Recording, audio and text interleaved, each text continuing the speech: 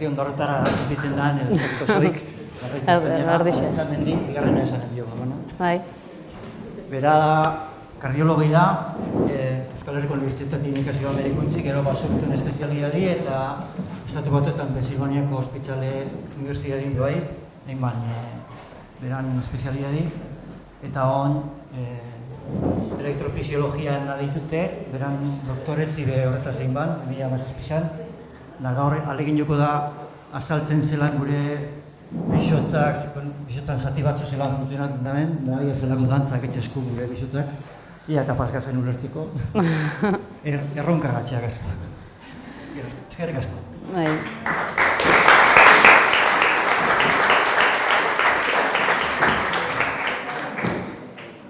Hola, atzalde ondanoi. Lehengo eta behin eskerrik asko, hona etorteko aukeri emotiatxik, eskerrik asko etorrezazen guztioi bai, entzutea etortiatxik. Eta, esan da, morun, ni kardiologuna, baina, egixera, medikuntzan eta orokorren gauza guztixetan morun, kardiologixi be, subespezializaten da bilela. Kardiologu gat danok, baina bakotxak gauza konkretu bat etxen dau.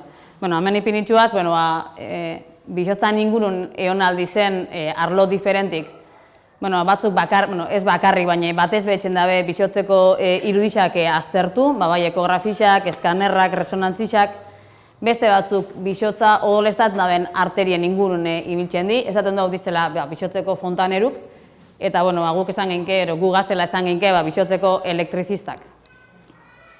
Hemendik aurre euskera batu nahi got, ze iztegi aldetik asko errezago etxen gazta, euskera batun berroa etxi.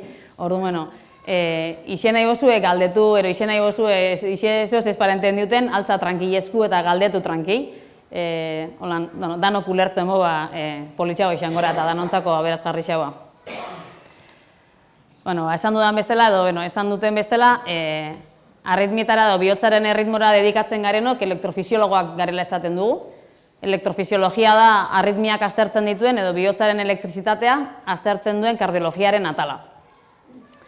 Orduan, hemen ja sortu daitezke lehenengo galderak, ez? Baina zer da arritmia bat? Arritmia hitzak berez ja gaixotasuna adierazten du? Basiko gara horako gauzak apurka-apurka ikusten. Arritmiaren definizioa, esan genezake dela, erritmo normalik ez izatea. Orduan, urrengo galdera, ez? Zuzenean dator, eta zer da erritmo normala? Hori saiatuko gara ikusten bebai. Bihotzak badauka sistema elektriko bat, eta sistema elektriko hau derrigorra da bihotzak behar bezala funtziona dezan. Badakizue, bihotzaren funtzio nagusia dela ponpaketa, ez? Bihotza uzkurtu egin behar da, odola mugitu alizateko, gorputz osora joateko. Gero odola berriro dator bihotzera, eta bihotzak berriro ponpaketaren bidez berriro bidaltzen du. Hori posible izan dadin, aklaraten gazen bideguaz. Hori posible izan dadin horrela funtzionatzen du. Lehenengo, impulso elektriko bat egon behar da, eta impulso elektriko horrek sortzen du muskuluaren uzkurdura. Beraz, bihotzan elektrizitatea egotea beharrezkoa da, bihotzak bere funtzio zuzena bete dezan, ponpaketa funtzioa. Eta hau zer gaiti da posible? Enaiz gehiagi sartuko atal honetan, baina bai egia esan itzela da, orokorrean gorputza, nik bihotza ezagutzen dut batez ere, baina bihotzean badauzkagu zelula batzuk, zelula talde bat, gai dena berez elektrizitatea sortzeko. Hau gertatzen den mekanismoa nahiko konplexua da, zelularen barruan dauden ioiak, ezagunak egingo zaizkizue potasioa, sodioa, kaltzioa, horiek mugitzen dira, eta horien mugimenduari esker sortzen diren korronteak sortzen du impultsu elektriko bat. Behin impultsu elektriko hori sortzen denean, bihotzak badauka guk esaten duguna autopista bat izango litzatekena. Elektrizitatea eroateko gai den autopista, marrazki honetan berdez margostuta dagoena. Zelula hauek oso espezializatuak dira eta posible egiten dute edo baimentzen dute elektrizitate hori oso abiadura azkarrean joan dadin. Azkenean, esan dugun moduan, elektrizitatea behar badugu zelulak uzkurtzeko, harin ez balitz joango, lehen uzkurtuko litzateke zati bat, gero beste bat, eta horrek sortuko luken bihotzaren ponpaketa ez litzateke eraginkorra izango. Hori ulertzen da, ezta? Bai? Bale. Bueno, eta hau posible egiten duena zelulen arteko komunikazioak dira, baina horrez gara sartuko. Orduan, elektrizitatea puntu batean sortzen da, eta elektrizitate hori doa puntu batetik bestera, garraiatzen doa. Autopista horretan barrena doa apurka-apurka.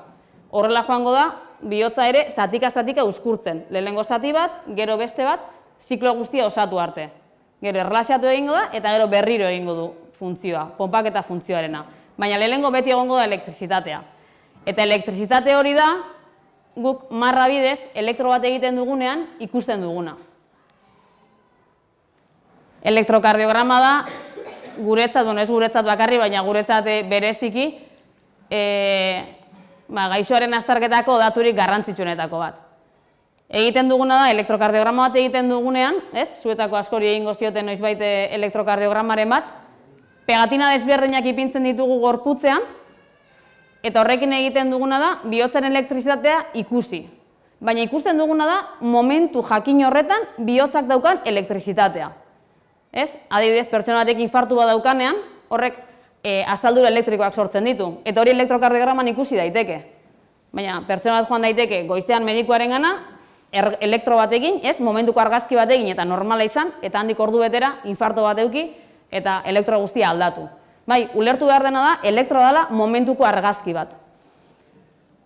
Pegatina zenbaki edo kopuru handia erabiltzearen arrazoia da, guk azaltzen duguna da, bihotza sartuko bagenu zapata kaja baten barruan, eta zuloak egingo bagenizkio toki desberdinetan, hori da pegatina bakoitzak ikusten duena. Horregatik, askotan eskatzen dugu, elektroak izan behar dira handiak. Ikusi behar dituzte pegatina guztiek ikusten dutena. Enaiz hasiko erritmo guztiak azaltzen, baina bai nahi dut geratzea argi, dela momentuko erritmoaren argazkia. Momentu jakin horretan daukana. Eta orduan, berriro esango genuke, zer da normala? Hau izango litzateke elektro batean eskatzen ditugu, hor ikusten dituzuen izki guztiak izango litzateke leihotxoak, eta horrela guk egin dezakegu bihotzerren elektrizitatearen irudia. Definizioz, esan genezake, erritmo normala dela, bide normal hau jarraitzen duen erritmo erregularra.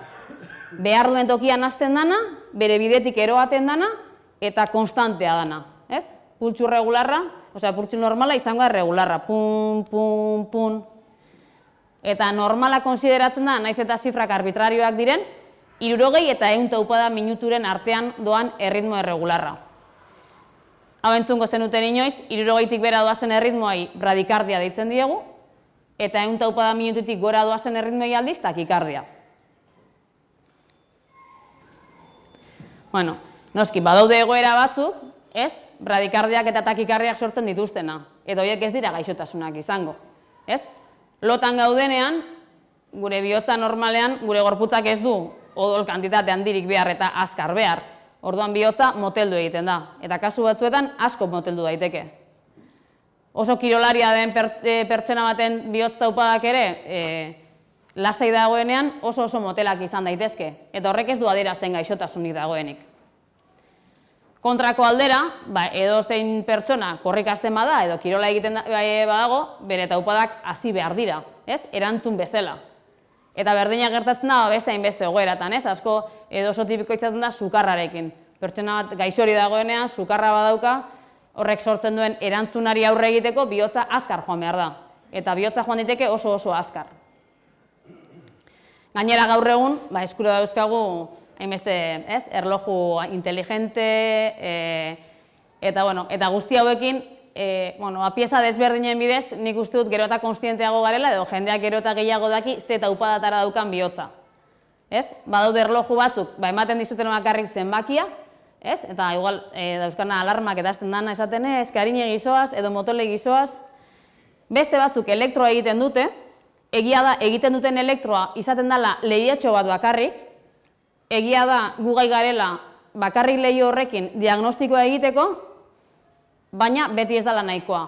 Lehen esan dizuedan moduan, irudi oso bat egiteko zulotxo desberdina behar ditugulako, eta pegatina asko ipini behar dizkigulako pazienteari. Eta, gero, hauek, egia esan paziente gero eta gehiago dauzkate, guk ere konsultan horrelako erabiltzen ditugu, sortzen duten irudia kalitate honekoa delako.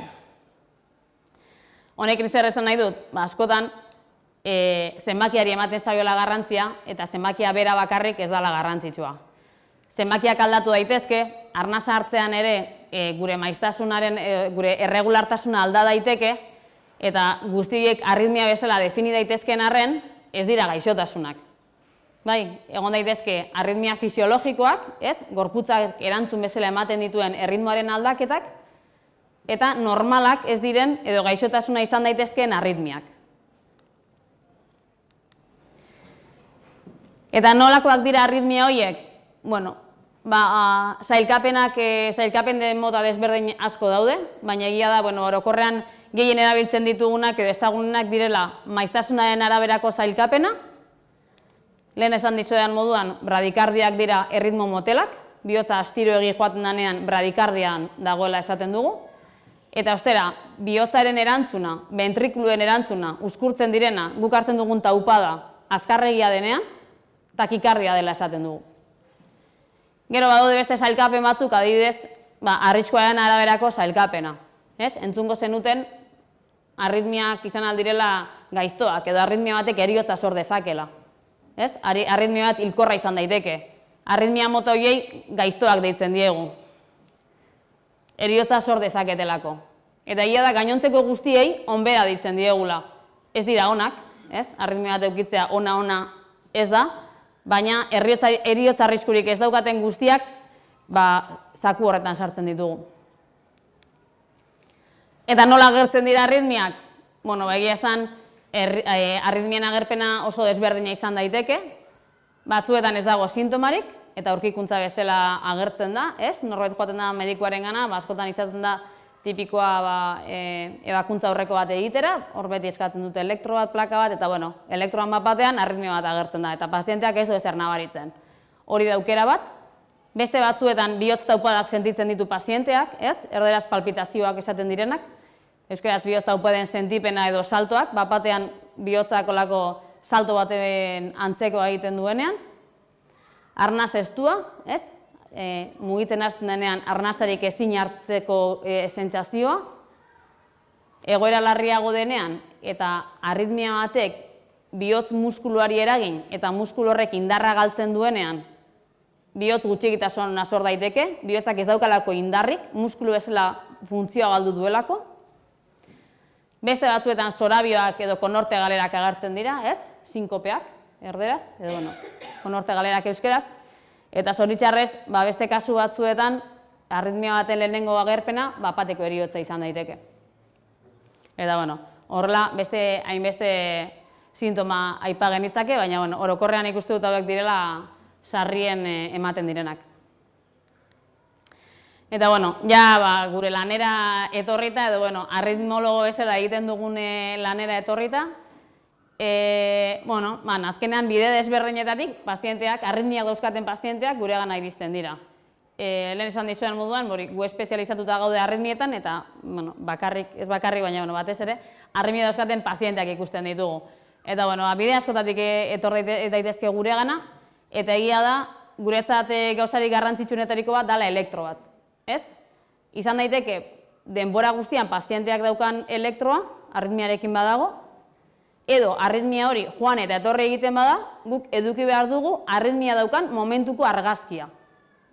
Esan dugun moduan, elektro bat dalako momentu jakin bateko argazkia. Arritmia ez badago denbora guztian, guk ezin dugu jakin ze arritmia eukin duen. Horretarako behar dugu gertakariaren elektrokardiograma. Eta, ez dugu ahaztu behar, azkenean arritmiak bai izan daitezke berdinak, baina pazienteak inoiz ez dira berdinak. Arritmia berdina izan dezakete bi pertsonek eta bi pertsonaiek guztiz desberdinak izan.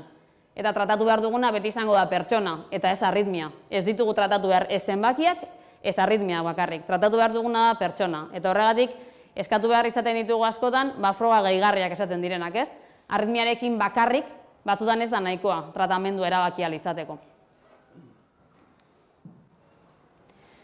Eta zein izaten da hurrengo bidea? Gaixoen egoera ikusi behar da, elektroa izango litzateke guretzat oinarrizko froga, eta gero gainontzeko frogak ikusteko gaixoa orokortasun baten barruan nola dagoen, eta orokorrean gure lanean bereizten ditugu bi tratamendu mota.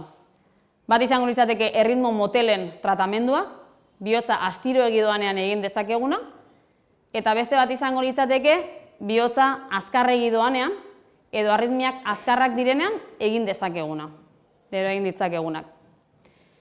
Tratamendu zuzena esaten dugunean, esan nahi duena da, ez daukagu pastillarik bihotzaren erritmoa azkartzeko.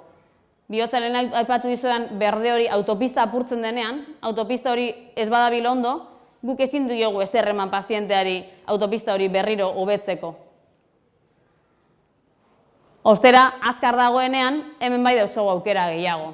Daukagun terapeutika edo dauzkagun farmakoak eta teknikak aurreratuagoak daude arritmia azkarretan, moteletan baino.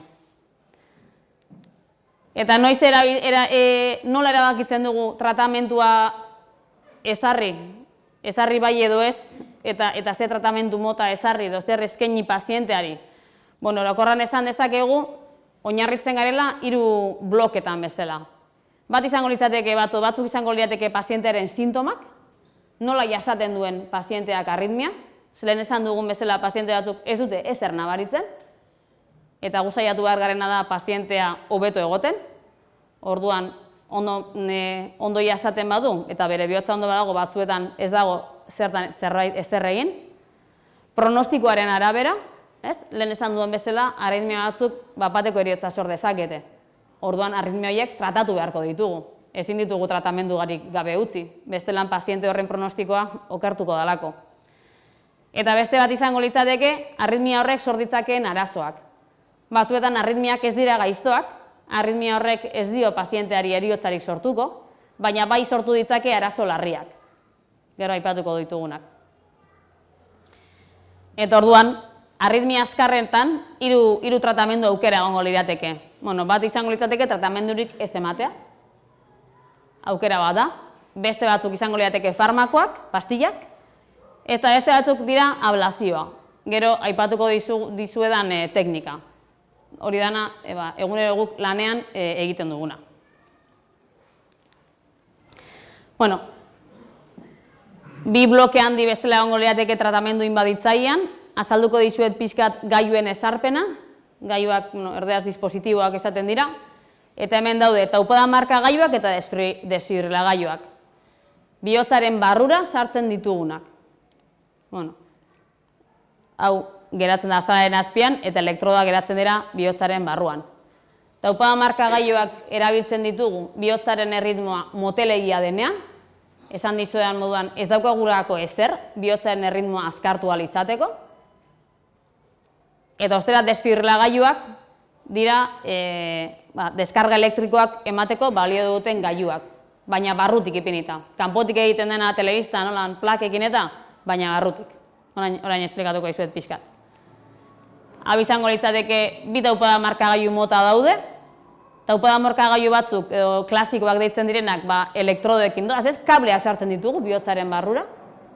Sistema elektriko propio hori ondo ez dabilenean, egiten duguna da, beste zerbait ipini elektrizitatea sortzeko gaitasuna daukana. Gure bihotzeko zelulak askotan adinagatik sartu egiten dira eta bideak bezala apurtu egiten dira, eta orduan elektrizitatea ezin daiteke ez ondo sortu, ez ondo garraiatu. Eta kasu horietan egiten duguna da, zerbait ipini erritmo hori sortu ahal izateko. Eta hori guk kanpotik aldugu kontrolatu. Azkenengo urteetan, asko dabil aldatzen teknologia, eta orduan, orain gai gara, kableak sartu ordez, olako gailu txikitxoak bihotzaren barrura sartzeko. Eta horrek ematen du erritmoa. Bueno, ipini dizuet pixkat ez dakit norbait odola eta hori egiten badu, baina, karo, bihotzera heltzeko bide bakarra, odolodiak erabiltzea da. Eta horretarako, odolodi horiek ziztatu egin behar ditugu. Orduan, egia, gaur egun hau aldatu da, lehen eskopiarekin egiten genuen, hau da, radiografia bat egitea moduan, eta anatomikoki kokatzen ginen odolodia dagoen tokian, gaur egun ekografoarekin egiten dugu, eta ikusteko modua guretzat askozaz ere errezagoa da. Ziztatzen duzu, odola urten behar da, odolodi baten barruan bazaude, ziztatzen duzunan odola ateratzen da, eta ja hor jarraitu aldugu gauzak sartzen. Egiten duguna horretarako, hemen ikusten duzuen, eskumako irudian ikusten diren giak sartzen dira, ez? Bideo hori ezin dugulako galdu, hortik sartuko ditugulako gure materialeak. Opa. A ber, areina egin. Olako hauek dira bihotzaren barrura doazen elektrodoak, hauek dira erritmoa garraiatuko dutenak. Horrela egiten dugu lan, eskopiarekin, beruna jantzita, eta horrela maneiatzen gara bihotzaren barruan. Guk ez dugu bihotza zuzenean ikusten, baina bai ikusten ditugu seinale elektrikoak eta ikusten ditugu muga anatomikoak ematen dizkiguten datuak. Eta gero, lotzen dugu pila batera. Hau da gailu nahiko handi bat, dalako oso konpletoa esango dugu, edo gauza asko dauzkalako. Eta gero hori sartzen dugu azalaren barrura, eta hau da, X urte eta gero aldatuko duguna, ez? Jendeari, hau da, benetan hau da erritmoa sortzen duena, eta horrek bateria badauka, ez? Iraupen badauka. Iraupen hori bukatzen denean, kendu egin behar da eta berria ipini. Elektrodoak betirako geratzen dira bihotzaren barruan. Arazorik baldin badago, atera egin beharko dira eta berriak sartu, baina elektrodoak betirako dira, eta ostera hau da, bateria edo sorgailua da, denborarekin aldatu behar dena. Gero hau ja, zauri normal bat izango litzateke, ez? Dago josita barrutik eta gainetik grapak ipinita. Lehen aipatu dizudan beste gailua, hau da, desberdina da, hemen ziztatu behar da bai, baina kasu honetan hainkatik joaten gara, zain femorala da ziztatzen duguna, hemen izterrean, eta olako gailu txikitxo bat uzten dugu bihotzaren barruan. Eta hori gai da, bihotzaren impulsoa sortzeko.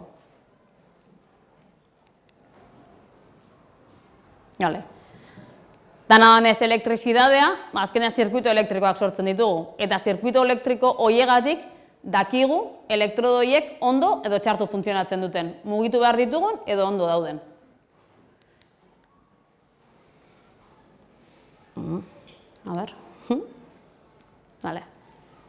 Eta desfibrilagailua funtzioan nahiko antzerakoa da, teknikoki berdina da, bihotzaren barrura sartzeko teknika berdina da, eta hau da hori, telebistan agertzen dena, holan zanak ipintzen diren horren gainean eta txispatzen duten, ez? Holan nahiko pelikuletan eta telebistako serietan askotan agertzen dena.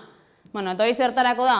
Hori benetan da bakarrik balio du erritmo azkarretarako. Bihotza oso azkar doanean, eta arritmiak gaiztoak direnean, pazienteen heriotza sor dezaketenean, orduan egiten dena reset bat modukoa. Ez? Danaren elektrizitatea apurtze da moduan da, reset bat egiten dugu. Ez? Eta ostera, telebistan askotan ikusiko duzu, esan agertzen da nolako marra zuzen bat, ez da, ana joaten dira palekin txispatzera, horrek ez dauka inongo zentzurik. Hori benetan txarto egiten dute, beti, eta lagunei esaten hori ez dago ondo, ze desfibrilazioak bakarrik balio du erritmo azkarretarako. Eta orduan, arritmia gaiztoa dauzkaten pazientei, ipintzen diegu, kanpotik egiten duen hori, barrutik egin dezan. Horrelakoak izaten dira baita pertsona batek infartua daukanean, eta pertsona hiltzen denean, heriotz kausa nagusia izaten da horrelako arritmia bat. Horregatik da garrantzitsua, desfibrilagailuak egotea kalean. Eta jendeak jakitea erabiltzen. Desfibrilagailu batek bizitza asko salba ditzakelako. Guk ipintzen ditugun desfibrilagailuak normalan izaten dira ja, paziente horrek arritmia gaizto bat eukitzeko arrisku handia daukalako.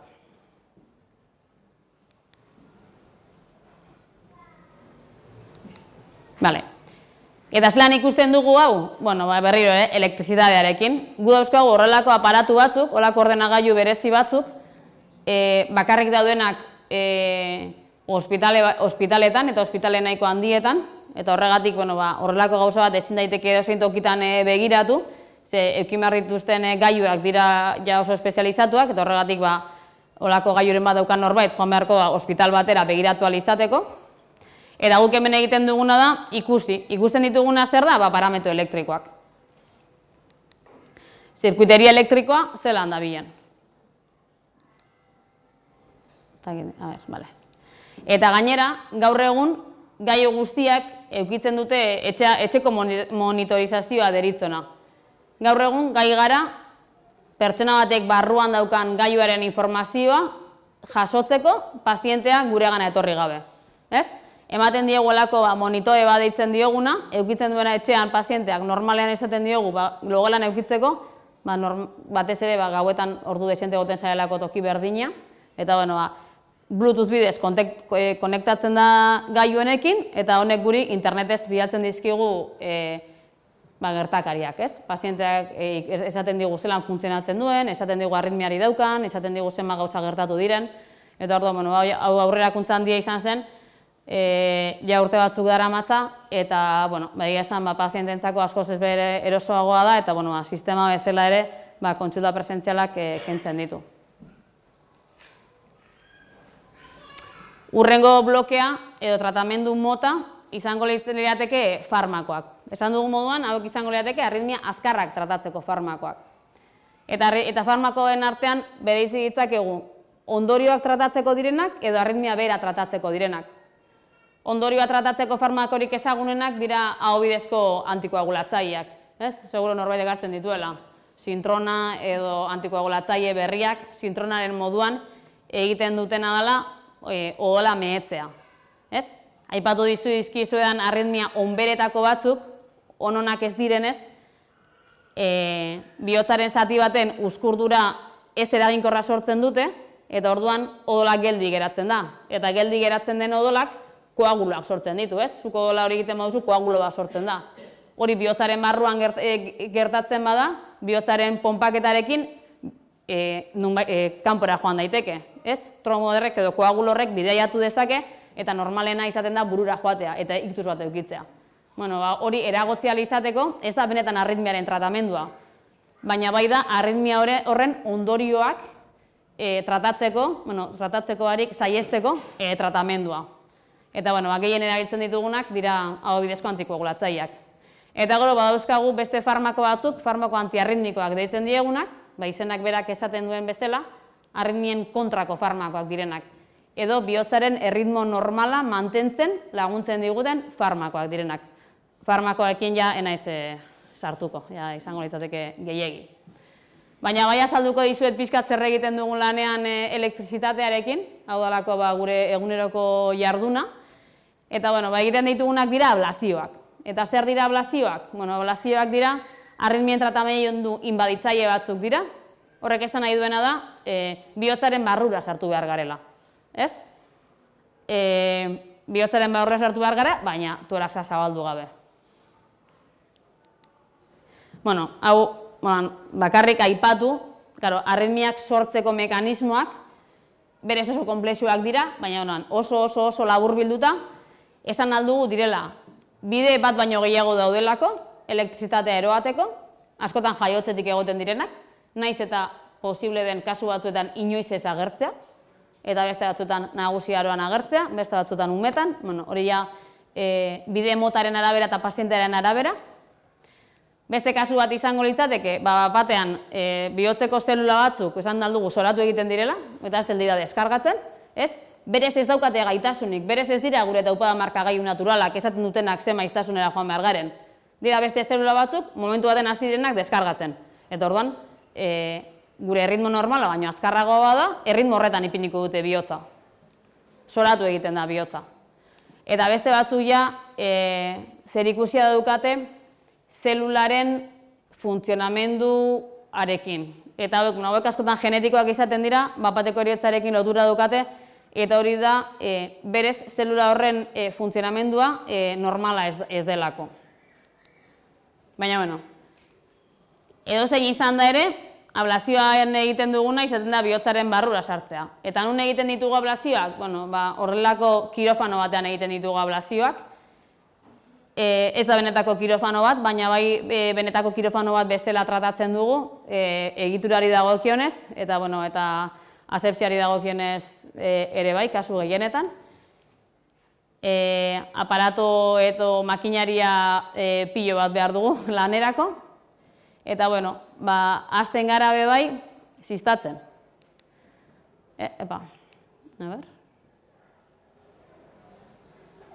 Hau ez dakite...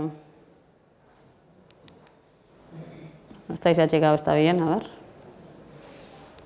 bardinotza, sin más. Lehen ikusi duen bardinotza, emoten botzazue babi.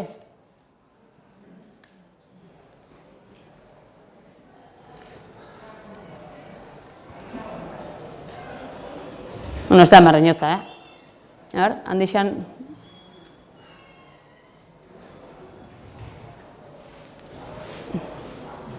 Bueno, odolodiak behar ditugu, ez? Hortik sartzen ditugu gidak, eta hortik hasten gara handixa epiniko, bero?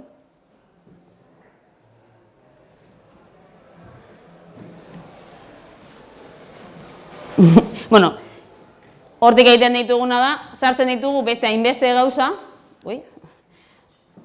zuloetatik sartzen ditugu gauzak, eta gero zuloietatik sartzen ditugu kateterrak. Hauek izango lirateke gure luzapen bat moduan, ez? Hori da bihotzaren barrura sartzen duguna. Hauek dira metalezkoak dira, eta gaitasuna daukate gure elektrizitatea, gaitasuna daukate seinale elektrikoak ikusteko, gaitasuna daukate baita guk ematen ditugun inpultso elektrikoak bihotzera eramateko.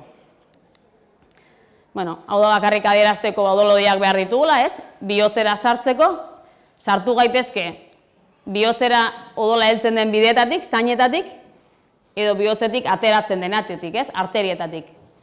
Nundik joan erabakiko dugu, tratatu behar dugun arritmiaren arabera. Kasu batzuetan zainak erabiltzen ditugu, eta beste batzuetan arteriak. Honek ez dauka inolako zerikusirik pertsona batek infarto bat daukanean egiten dioten kateterismoarekin. Kasu horretan, bihotza odoleztatzen duten arterietara joan behar gara, ez? Infarto bateko hori adierazten duelako. Horrelako arteria baten butxadura bat dagoela. Honek ez dauka inungo zerikusirik. Kateterismoak dira, kateterismo mota bat da, baina gu bihotzaren barrura sartzen gara. Arteriak ez ditugu ikutzen. Ikutzen baditugu, ez da izaten nahi dugulako. Anatomia, baitzera izango litzateke anatomikoki bihotza den modukoa ikustea, baina zoritxarrez ez da horrela. Baina, bai da egia, guk gure buruan dauzkagula irudi anatomikoak, bihotzaren benetako irudi anatomikoak. Hau dana ondo jakin behar dugula, tratatu behar dugun arritmia toki konkretu batean egongo delako, eta toki horren anatomiaren jakintza oso garrantzitsua delako guretzako. Egia da irudi teknikek laguntzen digutela jakiten nolakoa den paziente konkretu baten bihotza, baina zoritxarrez hau ez da guk ikusten duguna. Baina, bagabiltza hurbiltzen.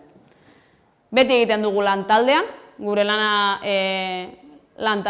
lantalde bagara, eta eguneroko lanean jende asko hartzen dugu parte, bai erizainak, bai medikuak, bai teknikariak, gero eta gehiago etortzen dira gurekin, ingeniariak dira, eta parte hartzen dugu guztiok prozedimenduan, edablazioan.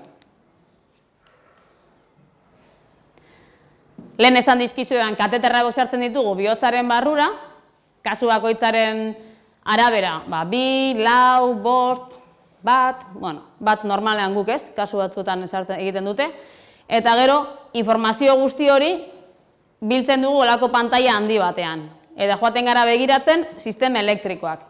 Benetan guk baloratzen duguna da, kateter bat bihotzera sartzen dugunean, gai gara kateterra kontaktuan dagoen bihotz atal horren elektrizitate konkretua ikusteko. Eta horrekin lan egiten dugu. Karo, ez bakarrik puntu konkretu batekin. Hainbat puntu hartu behar ditugu, eta horrekin mapa bat egin gure buruan. Jakiteko elektrizitatea nundik nora doan. Ez da ez erritmo normala, ez? Arritmian dagoenez, saiatu behar gara jakiten, arritmia horren ibilbidea zein den, gero tratatu ahal izateko. Eta horretarako, erabiltzen ditugu olako ordenadoreak, poligrafoa izena daukatenak, eta estimuladoreak. Estimuladore honek balio diguna da, guk nahi dugun toki konkretuan, elektrizitatea ematea, horrela arritmiak sortu ahal izateko. Guk gaitasuna daukagu, paziente baten bihotzera kateterrak sartu eta takikardiak sortzeko. Ezin dugu SRR, ez bago deziur zer dan pazienteak daukana. Horretarako lehenengo pausua normala izaten da arritmia induzitzea. Kasu batzuetan arritmiarekin datoz, beste batzuetan ez. Hori egia da, paziente bakoitzaren arabera oso aldakorra izan daitekeela. Gaur egun egia da, duela 10-15 urtetatik ona, erabiltzen ditugu irudi teknikak edo sistema tridimensionalak. Gu gai gara kateter horiekin anatomiak sortzeko. Gai gara 3 dimensioetan lan egiteko.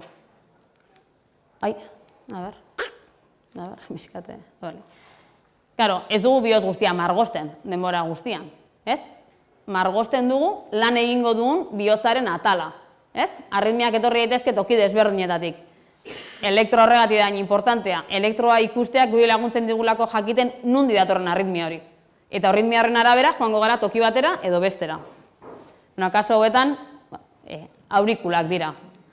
Beste kasu batzuetan joaten gara bihotzaren kanpokaldera. Ziztatzen dugu kanpotik, eta margosten duguna da bihotza inguratzen duen mintza.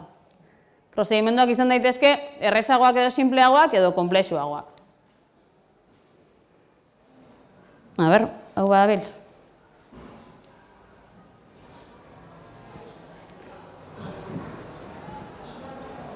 Igual nahi gozu bizkat pasa aurrera bideu, bestan igual luzia izangora. Sartzen dugulako kateter batez eta ikusten duzue zelan goazen hartzen margosten moduan goaz. Hori da bihotzaren atal bat. Kateterrarekin, zuk nunbaiten ipintzen duzu, zerbaiten gainean ipintzen duzu, eta horrek daukan seinale elektrikoak baimentzen digu horrelako mapak egitera. Laguntzen digu anatomiak sortzen.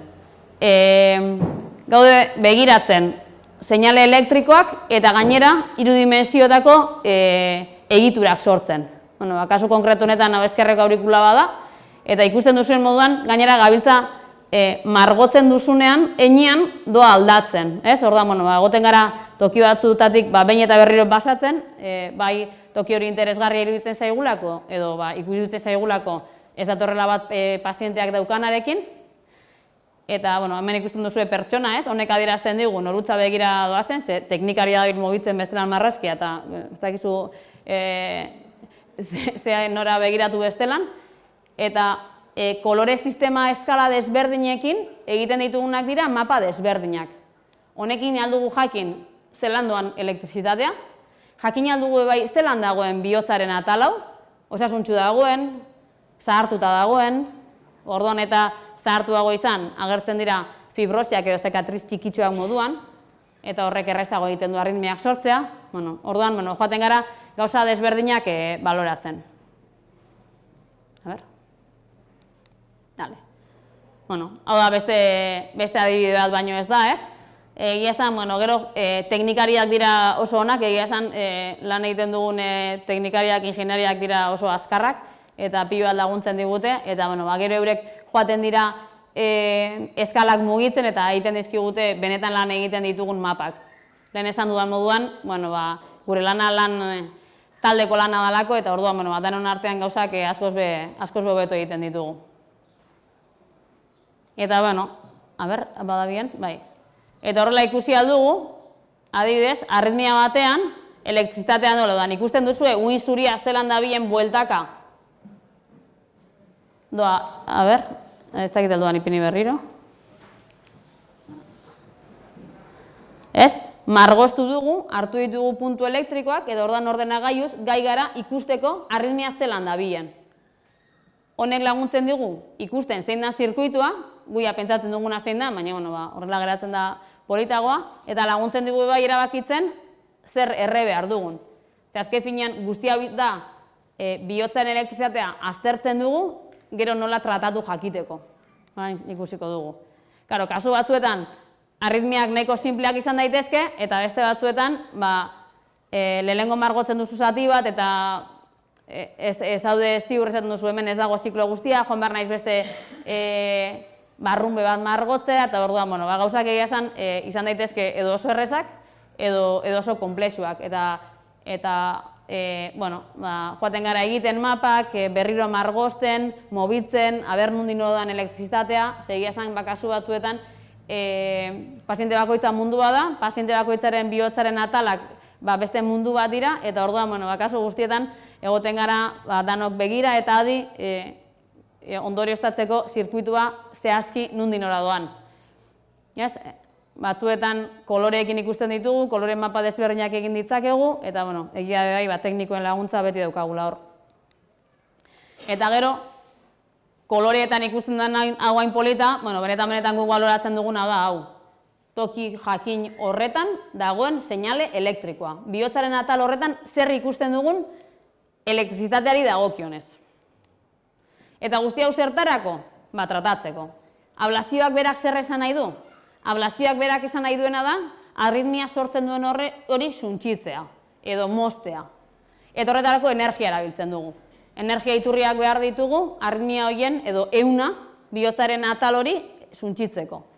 Erabili aldugu beroa, irrati frekuentzia, radiofrekuentzia deitzen dena erderaz, eta honek egiten duena da, ehuna berotu egiten du, eta temperatura batetik gora zelulak hile egiten dira. Beste aukera bat izaten da hotza erabiltzea, esango litzateke kontrakoa, ez? Zelulak izozten direnean ere hile egiten dira. Eta gero, bueno, hau da, oraindik guk ez daukagu, duela urte gutxi komertzializatu da, elektroporazioa dauka izana, eta bueno, honen mekanismoa da pixka desberdinagoa, zelulen mintzak apurtzen ditu. Eta, bueno, ematen du izango dela etorkizuneko energia iturria, baina oraindik guregana ez da iritsi. Bueno, zer egiten dugu energia horrekin? Bueno, kateter hauetako batzuk gaitasuna daukate, bai hotza eta bai beroa transmititzeko, ez? Guk ipintzen dugu hemen zenbat potentziatara nahi dugu ematea, ze temperatura nahi dugu lortzea ehunean, eta horren arabera, kateterraren puntarekin, eta kasu honetan baloiarekin, kasu honetan guztia izozten dugu, -60 temperaturak harrapatzen ditugu zona konkretu horietan, eta zelula horien heriotza lortzen dugu, eta beste kasu honetan berotu egiten ditugu. Eta ehun bat berotzen denean, temperatura jakin batetik gora, zelula horiek hile egiten dira. Beraz, ez dira gai izango elektrizitatea eroateko, ez? Eta zirkuitu elektriko batetan, zati bat kentzen baduzu zirkuitu horretatik, arritmia hori ezin daiteke gehiago egin. Arritmia horrek ezin du jarraitu, eta hori da gure helburua. Aurretik egiten ditugun mapa guztien helburua izaten da, erabakitzea bero hori nun emango dugun. Horregatik da garrantzitsua, mapak ondo egitea eta elektrizitatea ondo aztertzea, ze horren arabera erabakiko dugu zer moztu, zer erre edo zer izoztu. Hemen ikusten dituzuen bola gorri horiek izango lirateke aplikazioak deitzen diegunak. Horre eman dugu mina, horre eman dugu beroa, zirkuitu hori mozteko. Eta horrela, margotzeko modua izaten da horrela, bolak, pipi, joaten zara puntu, eta sortzen dituzuna da lesioak. Kasu honetan, ikusten duzue, 2 eraztun sortu ditugu. Eta hemen, bihotzaren kanpo kaldetik eman dugu bai irrati frekuentzia. Bolita bakoitzak adierazten duena da, hor lesio bat sortu nahi izan dugula. Eta, bueno, ikusteko modua zuzenean izaten da horrela. Zuzaude kateterra mugitzen, hemen berdez ikusten duzuen punta hori, zuk esan diozu, ikusi aldugu nola gauden ze kontaktu daukagun ehunarekin puntu horretan, ikusi aldugu ze seinal elektriko sortzen dituen gure kateterrak, eta egiten duguna da bolak sortu, mina eman zelulari, zirkuituak itxi ez daitezen.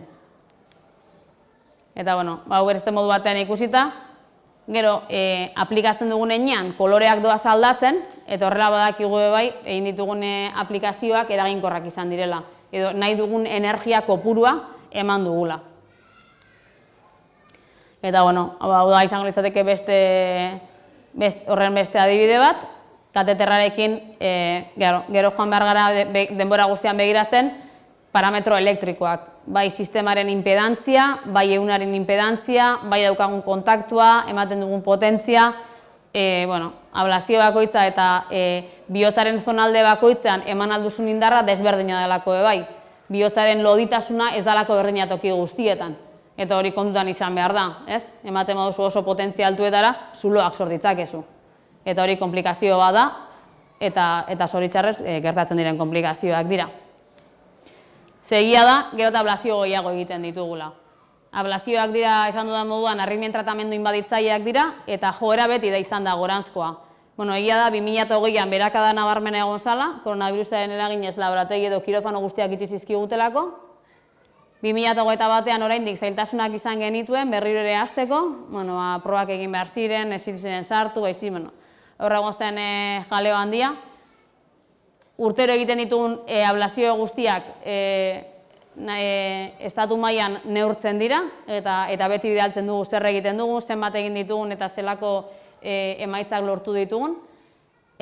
Oraindik pasan urtekoa ez dago hori eginda, ez da kaleratu, baina hemen goian egongo gara ziurrenetik, 2022an. Eta zoritxarrez, gero eta ablazio gehiago egiten ditugu, baina ablazioak tratamendu inbaditzaileak diren aldetik, ablazioek badauzkate komplikazio posibleak. Eta hori pazientei beti azaldu behar diegu eta guk ere badakigu. Horregatik esaten dugu prozedimendu batzuk simpleagoak direla, baina guztiek daukate komplikatzeko arriskua. Bihotzaren barrura sartzen garen momentutik komplikazioak izan ditzakegu. Eta hori jakin behar dugu guk eta jakin behar dute pazientek. Zoritxarrez estadistikak beti betetzen direlako. Berdez markatuta daudenak, naiz hasiko azaltzen zeintzuk diren, baina nahiko komplikazio tasa basua dauzkate, eta ostera, eskumako aldean ikusten dituzuenak, komplikazio tasa askoz behaltuagoa da. Orduan, egin edo ez erabakitzeko orduan ere, hobeto pentsatu behar dugu. Zer gertatu daiteke? Egia esan, izan ditzakegun komplikazioak edo arazoak etorri daitezke toki desberdinetatik. Batzuk daude zistadarekin lotuta, ez? Zuko odolodia zistatzen duzunean, zistatu alduzu beharrez dan odolodia, edo inguruan dagoen egituraren bat. Kateterra mugitzen ditugunean, azkenean horrekin ere min eman aldiogu, bihotzaren atalari, edo ablazioarekin lotuta. Eta ezin dugu ahaztu, aurreko guztiek heriotza sor dezaketela. Egia da, daukagun komplikazio tasa oso bajua dela, baina beti daude komplikazioak, eta horretaz kontziente izan behar gara. Bihotzaren barrura sartzen garenean, zoritxarrez gauzak okertu daitezkela. Eta, bukatzeko nik uste dut, itxerako ideia moduan, labur bilduta asko dana, eta galderekin hasi aurretik, esango genuke elektrofisiologia dela bihotzaren elektrizitatea ardatz duen kardiologiaren atala. Arritmia mota desberdinak daudela, baina tratatu beharrekoak ez direla arritmia bakarrik, baizik eta pazientea bera. Eta bakoitzari ondoen dagokion tratamendu aukeratu beharko dugula. Tratamendu aukerak izan da ezerrez egitea, aukera bat izan daiteke. Beste bat izango lirateke farmakoak ematea, eta beste bat dira tratamendu inbaditzaileak. Eta tratamendu inbaditzaileen barruan bi talde nagusi. Batzuk izango lirateke gailu ezargarriak, aipatu ditugun taupada markagailuak eta desfibrillagailuak, eta bestea ablazioak. Eta beti hartu beharko dira kontutan lor ditzakegun onura posibleak eta ze komplikazio izan ditzakegun. Balantzan jarri beharko dira, eta onaren alderu utzi doanean balantza, orduan erabakiko dugu zerbait inbaditzailea egitea. Eta besterik gabe, atalde lana ezinbesteko dela emaitza onak lortzeko, eta egia esan, atalde lanean ondo konpontzen danean, gauzak beti urtetzen dira hobeto. Eta hori izan da dana.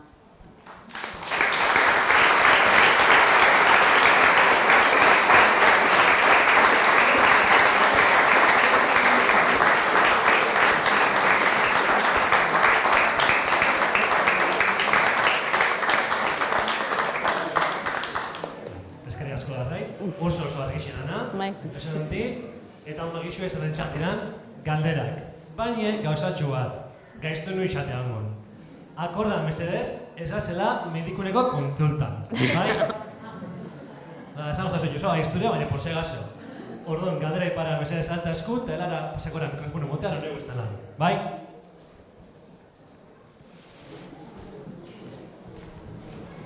Bueno, galdetzeko markapasosa, ezta? Bai. Hori galdetzeko ona dela. Zer etxeko barkatu? Markapasosa. Bai, zer da, bai?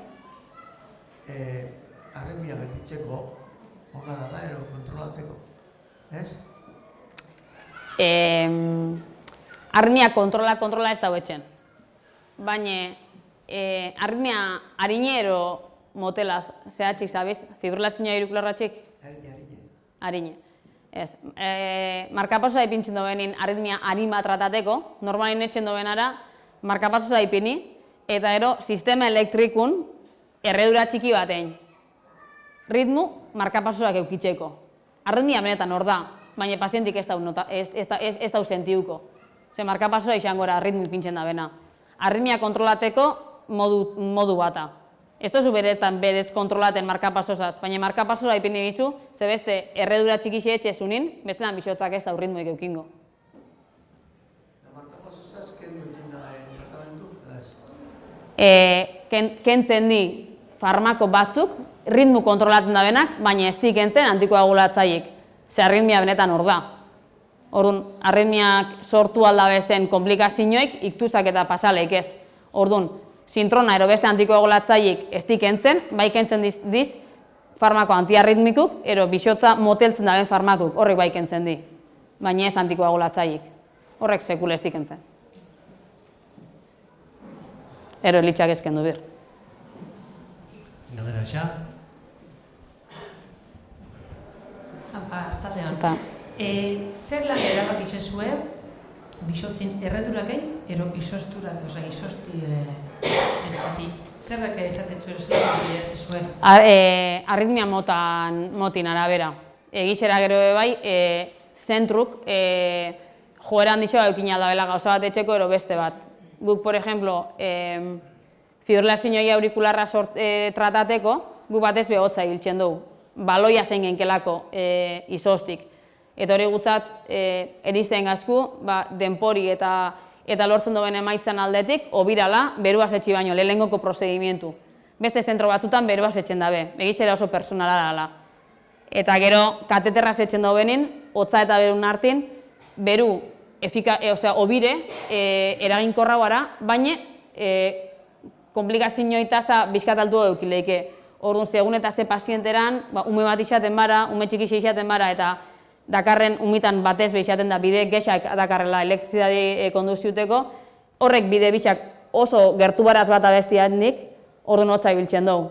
Ze, karo, bide ona erreten bozu, markapaso bat ipini berde, eta hori komplikazio hilarri bat eta hori ez du nahi. Orduan hotza ez da inona, baina seguruara. Orduan, paziente bakotxan arabera eta sustratune arabera. Eta zentrun erabakizan arabera.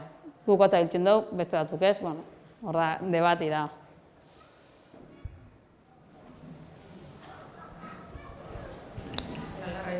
Horre pinizun, grafiko pinizune, habla zinoine estadistikana, urtez urte geroz eta gehiago arala, horren errazoi zein isaleikela pentsatezu? Daukene arriskuk eta komplikazioik ikusitxe tekniki geroz eta gehiago ebiltzi? Bai, egizera, komplikazio itasak oso bajuti, horre beti asumi berdi eta horre gaina esti desagertuko. Zeo zein basibo etxezunin beti eukingo komplikazioik.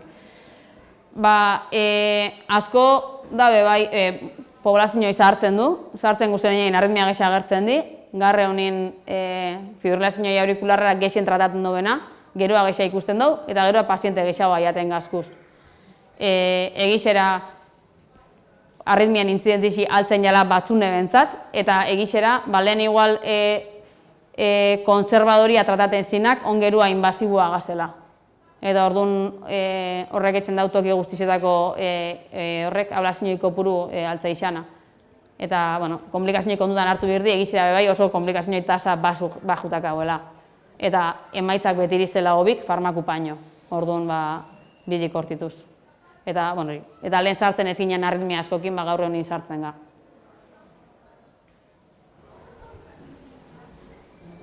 Angina de pecho eta infarto bardina diz? Ez. Hori egizera, hori fontanerun gauzi dela, baina, infartuk esan nahi da benara, zelula batzuk hiletxen dizela. Benetan, bisak esan nahi dabe, bihotza odolestatzen daben arterian batek problematak erla, ez du eirala, ero itxitxe. Eta diferentzizire, angina baten semantik, berbakine zuzenak izan da, zelulak ez di hiltzen, eta infarto baten bai. Mekanistikamente bardunak isaleik ez, arteria ez du, eukin, baina baten zelulak hiltzen di eta bestin ez. Hoxe izango izateke benetako definizioik. Angina de pecho mina izaten da, ez? Bixati minak. Diferentzisi benetan da, zelulak hiltzen dizen ero ez. Hori beste parametro batzutan ikusten da.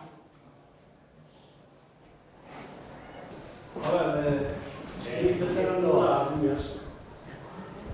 Jakitxego zehatxik zintronaz irimenen bide kontrola bitxik iruduzan nire kasu.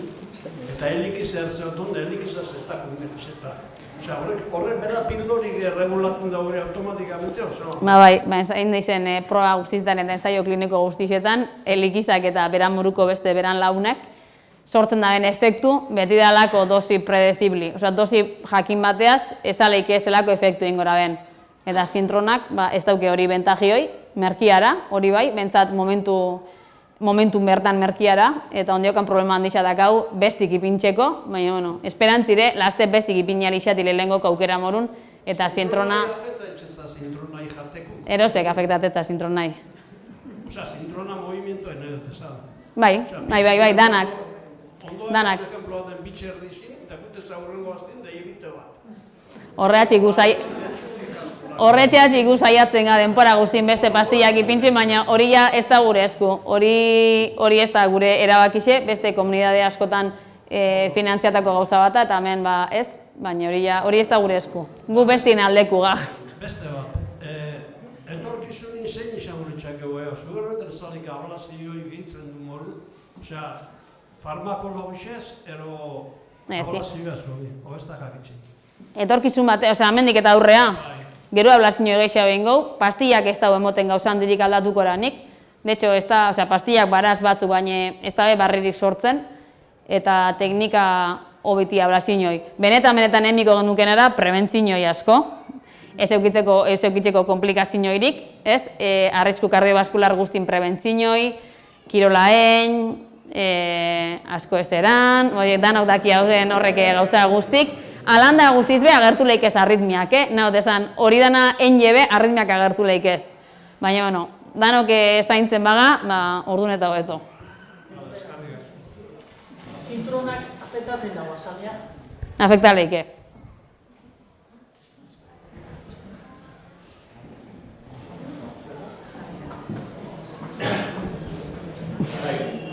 A ver, Ran. Bai.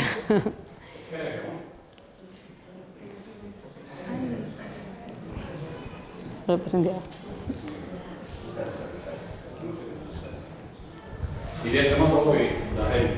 Cardiólogo.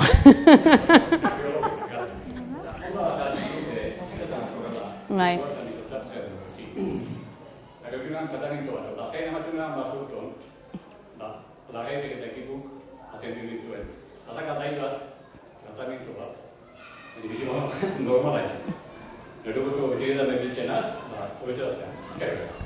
Ez da zetan.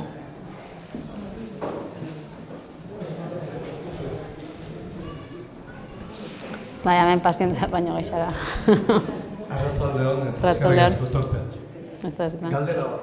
Esan. Horrezan dozu, bi mota ablazio da zela, hobiltzen dozuela, gehien batean kreonizazioa, eta bestean berotasun.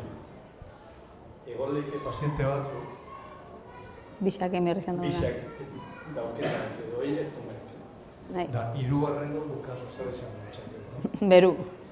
Egixera, hori gexabara bai, ez da gotzak gexagoa biltzen duela, baina baire gexen tratat duen arritmia fibrillazio aurikular mota jakin batala, eta gure zentrun erabakixera, baina gure ekipun pentsaten dugu lehenengoko prozedimentu morun hotza errezago arala, komplikazio egitxiak arrelako errezago aralako teknikoki eta denpora gitxia behar dugulako bai. Eta orduan horretxeatxik etxen dugu guk lehenengoko bidar hotza hor. Egixara, beruk emotetzule, baimentzezule etxei gauza batzuk, hotzak ez dutzunak baimentzen. Eta lehenengo prozedimentutik kanpoa, normalin biharrenak, hirugarrenak, laugarrenak, 6, jentik ablazio asko eukileike, ez da numero bat, akabaten dana ablazio hori. Pazienteen arabera izaten da, batzutan ez dugu lortzen arritmiak kentzi. Naiz eta X ablazioei, baina normalin lehenengotik aurrea beru biltzen dugu. Egixera beste sistema barri bat atorrela, teorixan guk ja masiatzen eukin begenu, baina atzeature dana, eta ez da hori izango lan handik aurrea ja ez duen bestik gehiago biliko eta hori biliko ben, hori ja denporik esan goro.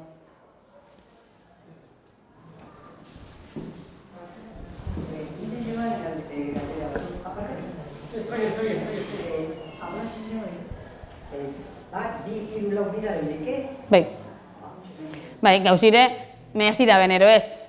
Ze batzutan, zoritxarrez, batzutan zirkuitu elektrikuk oso argixati, eta ikusi geinke eta erabaki geinke zerrerre, eta beste batzutan ez dian errezak. Ero ezin joz danak trata. Batzutan, segun eta zezati oso gaxoipara, ez izudan erre. Orduan, horreka bat topa birde, ze onura posible lortu geinkez, eta ze komplikazioa ekarri leiket hori etxik. Orduan batzutan balantzi xa leike, ez du bixe gexagoa ingo. Igual eukin gora arritmia batzuk, baina aldik farmakoekin kontrola bikora. Nahi dut esan, pazientea kotxe mundu bata eta numerue pazientea kotxean arabera erabakitzen da. Nik izaten dut, 2007an nintzen, Blasinoen. Claro, arritmia mota diferentitaz, nahi dut esan, baraz arritmia batzuk gure ablazinoi baten, batzutaz, ablazinoi batzuti 188, 189 eraginko exituak arre, oso improbablire horrei pertsoniai beste baten birrixati, eta beste kasu batzutan ostea, eta horire gaur egunin gexen ikusten duen arritmien kasu, exitu 130 Orduan, gerua jente gexago etxen batzau, eta 130ak atze arritmia bat eukitzen barau, horrei da nahi ez dut bengo biharren bat, baina horren porcentaje, baina igual 1,5 bai. Eta orduan, bueno, ordu zenbatze, gehitzen du zorra ablazinioik. Beste kasu batzutan, umitan emoten dizenak, ero gaztitan emoten dizenak, horretan normalenara batetxi, baten birrixati.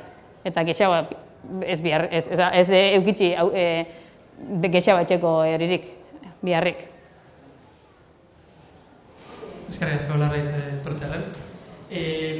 Galdera bat, zarekaten galderi de, arritmixak sortze zuek ikusteko zelan funtzionatzen den berak bizotzak arritmixi da nien. Bai, bueno, ez kasu danetan bez, karo, bizkate orokortasunetik enjot dana. Bai, klaro, arritmixa guztik ez dixango bardinak. Ez. Eta, imagina, zuek etxen zazela paziente konkreto batei, eta bertan momentu dauke arritmixa bat, eta zuek etxe zuek kortafogo zan modun erre. Bai, bide zati bate, bai. Eta hurrengo baten aldagerta elektrizidadi bestera batean mobilu edo lo que sea, eta arritmixi ukitxu jarraitxu? Bai, karo. Osa, atzanen, karo, arritmixak sortzetxun gaxotasunan arabera, ez? Baraz, gaxotasun batzuk aurre duzenak. Eta momentu baten eukizeinke zirkuito bat, eta zuk hori batxezu, baina gaxotasuna aurrera arunenin, beste zirkuito agertzen da, beste nunun. Orduan, karo, esaten dutena, ez izu dana errebez, ez izenke erozelan jun erreten, ez? Dana erreten, ze horrek ez dauke, atzanen horrepe komplikazioi tasa altuara. Eta horretxek baraz gaxotasun batzuk ez duenak osatuko, baina saiatu iga, trataten momentuko. Ia, beste galderaik? Bai, nik ez da egiz lehekuk udal edo ez dan, baina erritmiatik eta honetik kanpo, baina bisotzaz zalako ite. Bai. Ni gogoratzen az, bisotzan lehenekoko transplanti izan zara, Ego Afrikan Barnard doktorik iban. Ni baino gaixak ez da. Eta ikaragarrizko debate bat mundu guztin sortu zen, oso arriskutsu dara personak manipulateko, persona artifizialak etxeko, bisotzategarren sentimentu eta nortasunak eta bat. Nire galderi, bisotza zer da? Gihar bat da? Eta gihar horrek badakak sentimentu nortasunik, ni badakit nire bezuko giharrak honek sentimentuak ez da garrena. Bisotza zer da? Ordua, artifizial bat da?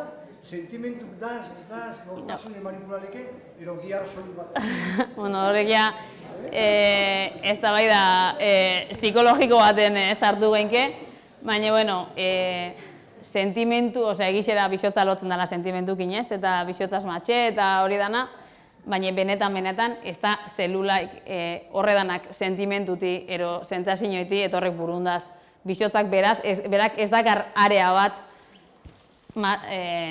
nik asko maziot bisotza, baina berak ni ez da ixe sentiuten da ben.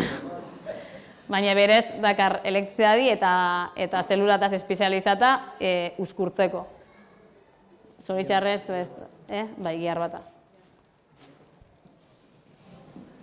Ia, eta azken galderatxu bat, denpori bakau, gerrandiko namara. Atzalde, nik barkatu. Bai, gihar bata, baina da makina oso potenti, ez da, zen nire telefonuk ez dago ateizik 3 urte aguantaten, eta ez da hilego guztin martxan da. Nire bisotza minutuko laroi gidarra uzkurtzen da, ez dauke eskantzaten egunen guztin, urte guztin oporrik ez dauke, laroi urtea jabeina, potenti di makina. Bai.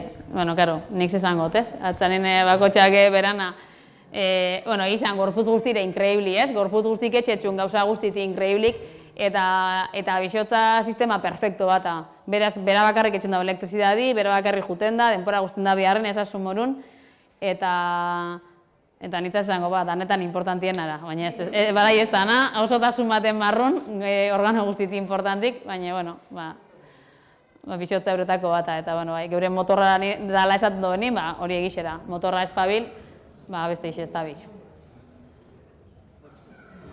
Bueno, da nik uste honeaz, mamatxu behikela, ezkerri asko larretzat beharren. Zeuei.